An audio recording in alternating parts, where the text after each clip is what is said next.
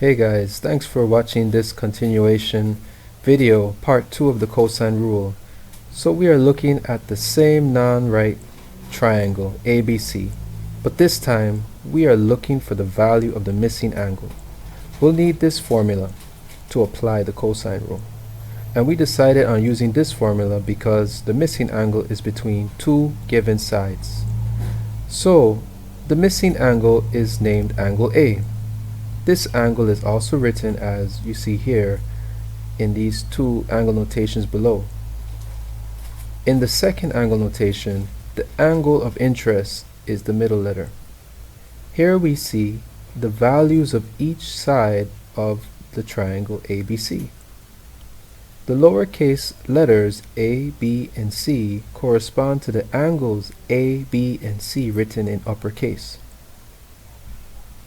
Now we substitute these values into the cosine rule formula. So the value for the side A replaces A in the formula. The value for the side B replaces B in the formula, and so on. Notice cos A.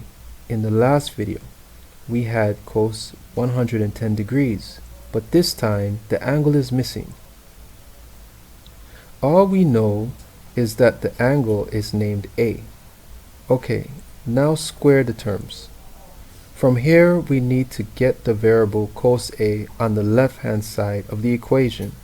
Also, we need to get it by itself.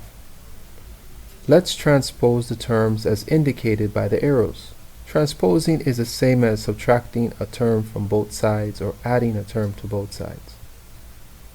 Notice that cos A, along with its coefficient 20,676.9 meters squared, is now positive after being transposed across the equal sign, and the value 6,773.29 meters squared is now negative, since minus a number means that number is negative.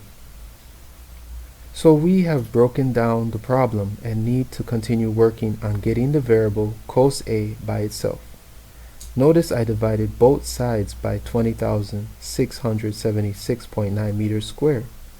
Also notice that the unit of measurement meters squared is also being cancelled out in this step. We are left with cos A equals 0.8093. So are we done? No, of course not. To get the value for angle A, you will need to find the inverse of cos. If you are using a non-programmable calculator, you just need to type in the decimal, press the second button or the shift button, then press the cos button, and the degree will appear. If you are using a programmable calculator, press the second or shift button first. Follow this step by pressing the cos button, then type in the decimal. Some calculators may require the decimal to be placed in brackets, so be mindful of that. Also ensure that your calculator is set to D for degrees and not R or G.